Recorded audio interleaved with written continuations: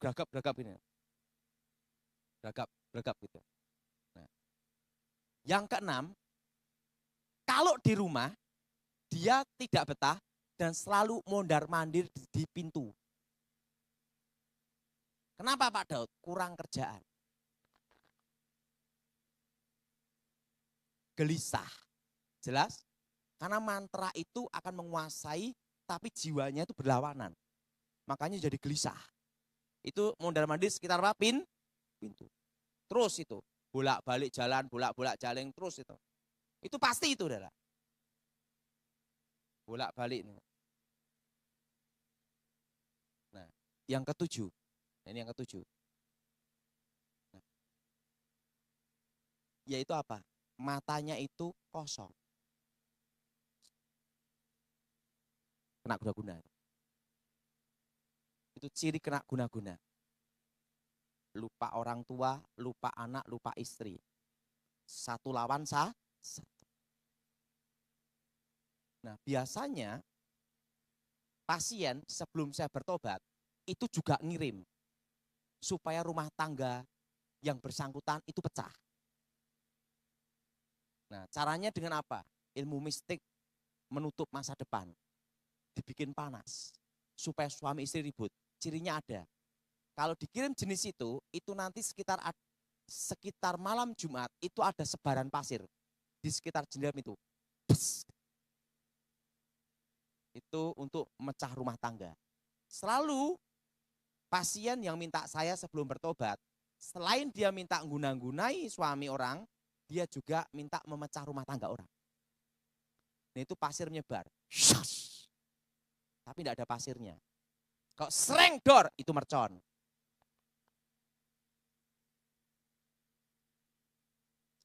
Jelas? Nah, kadang orang itu cari jalan pintas. Begitu suaminya kena, cari dukun lain yang lebih ahli. Ingat, dukun lawan dukun, ini bukan jalan keluar. Ingat, menjadi apa? Benih apa? Bibit dari mantra. Memang tergantung kuat dukun yang mana. Tapi itu hanya berlaku 7 tahun. Setelah 7 tahun, maka mantra yang menguasai dirinya menjadi orang baik itu karena dikendalikan oleh ilmu mistik. Jadi kayak robot aja. Nah, semua mistik itu paling lama bertahan itu 7 tahun. Bahkan ada yang 3 tahun, ada hanya 2 tahun, ilmu tidak bisa digunain lagi. Nah, tetapi akibatnya ini berbahaya. Mantra itu menjadi bibit mantra. Mengubah karakter manusia yang ada sifat buruk itu menjadi 7 kali lipat lebih jahat. Nah, kalau sudah sampai 7 kali lipat lebih jahat, ingat, sebelum saya bertobat, nenek saya ngomong, dukun hebat apapun tidak bisa merubah. Makanya ini ada 2, dibunuh atau dibiru. Kok gitu nenek? Tidak bisa. Jadi ingat, ini dirahasiakan. Jangan pasien tahu. Kenapa? Nanti kalau pasien tahu, tidak ada yang minta tolong kita. Tidak ada yang berani minta tolong. Betul? Betul? Karena resikonya bahaya. Hanya sesaat kelihatan menolong. Betul? Setelah 7 tahun, tidak bisa. Ilmu apapun yang kamu gunakan, tidak akan bisa mengendalikan lagi. Kok separah itu guru? Ya itu.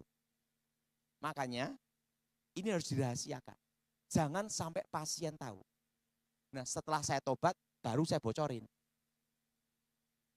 Ilmu udah hilang. Jadi ingat, dukun lawan dukun itu bukan jalan keluar.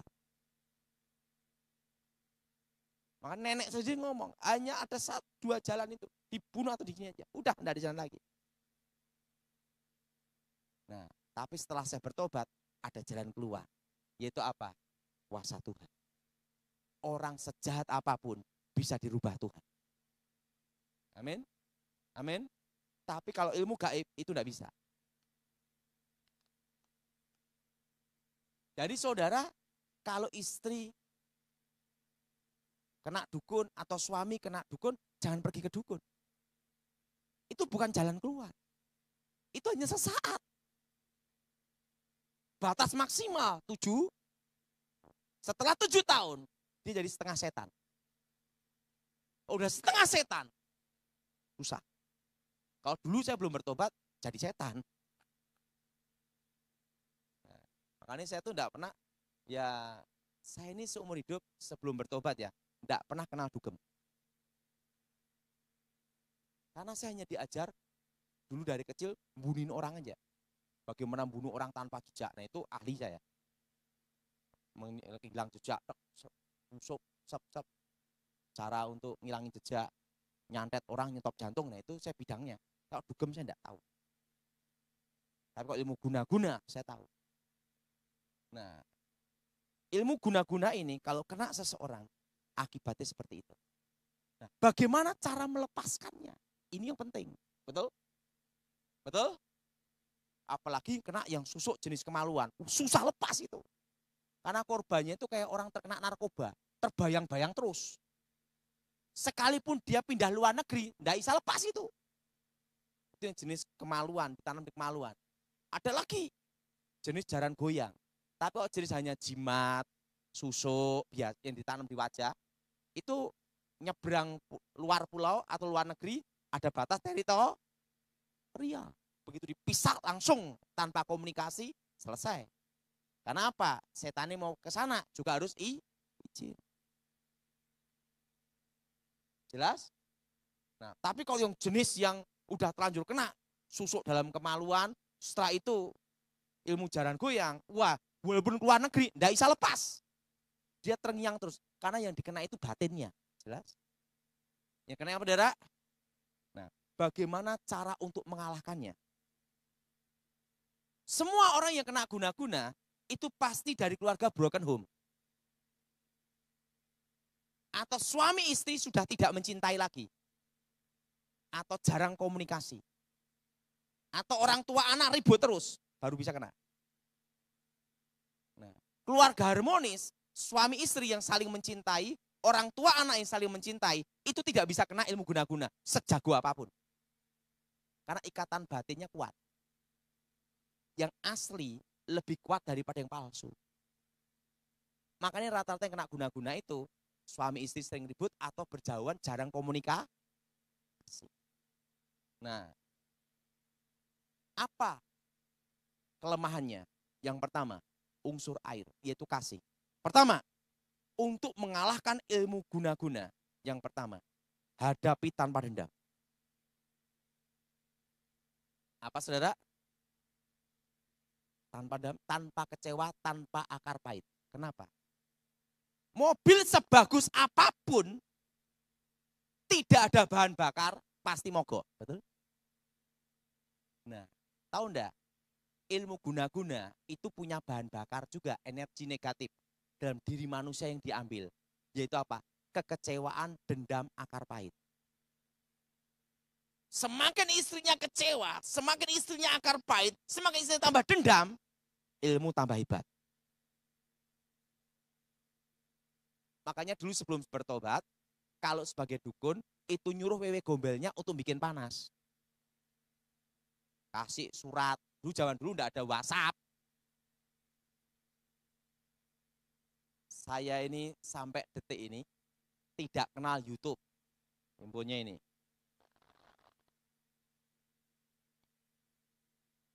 Suatu kali saya difitnah ngisi sesuatu hal di YouTube sama di Facebook sama WhatsApp.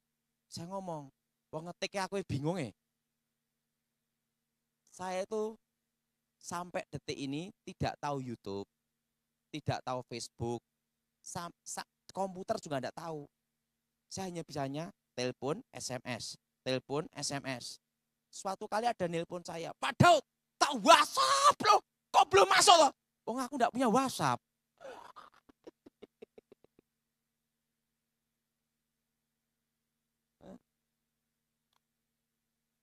BlackBerry aja aku enggak kenal kok. Kenapa? Ya saya sering dikasih sama temen Samsung, apa macam-macam. Bingung.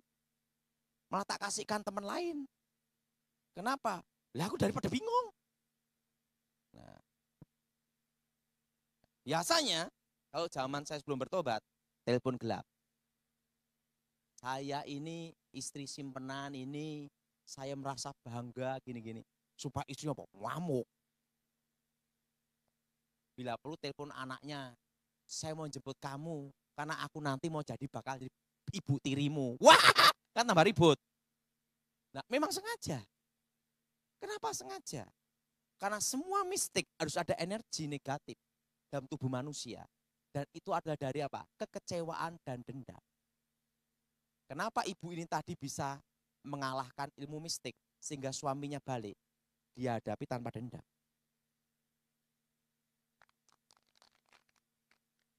Tapi coba dihadapi dengan kecewa, dendam. Nanti tak kasih GPS. Nanti saya wah, tambah kuat, tambah jadi. Itu ibaratnya api kena bensin, meledak. Makanya kalau kena guna-guna harus jadi unsur air. Air itu apa? Pengampunan. Selama kamu tidak mengampuni, tidak bisa. Apalagi kena jararan goyang atau susuk dalam kemaluan. Susah. Mau uangmu modal apapun tidak bisa. Dan jangan harap pakai cara apa? Dukun lawan tambah parah. Jadi manusia setengah setan. Ingat, jadi kalau suami kena guna-guna, jangan lari kemana-mana. Cari Tuhan. Nah, guru saya sebelum saya bertobat, dia ngomong apa? Kalau jenis kena guna-guna ini, kalau dulu kan saya tidak kenal Yesus. Ingat, hadapi tanpa dendam. Hadapi tanpa kecewa. Hadapi tanpa akar kasih itu memulihkan. Maka Yesus berkata apa? Segala akar pahit kecewa dendam selesaikan sebelum matahari Kenapa? Sebelum matahari terbenam harus selesai. Setelah matahari terbenam, yaitu malam, tidur. Waktu tidur, kalau orang akar pahit kecewa dendam, itu dibawa ke alam bawah sadar. Menjadi apa? Energi negatif untuk memperkuat ilmu gaib. Jelas? Jelas? Jelas? Hadapi tanpa apa? Dendam. Kedua, dekatkan ke anak kandungnya. Bekas istri ada, bekas anak enggak ada. Bekas anak itu edan. Apapun terjadi, tetap anak. Darah dan daging. Betul? Betul? Ikatan batin yang paling kuat adalah orang tua dan anak. Bekas istri ada. Betul? Bekas anak enggak ada. Makanya kalau kena guna-guna, dekatkan anak kandungnya. Itu kelemahannya. Yang asli lebih kuat daripada yang palsu. Itu namanya menggoyahkan, mematahkan mistik batin. Enggak punya anak gimana? Dekatkan orang tuanya. Kan masih punya orang tua, ada ikatan Orang tua enggak punya anak. Dekatkan adiknya atau kakaknya. Masih ada ikatan Kalau enggak ada semua, hanya tunggal gimana? Hanya Tuhan yang bisa.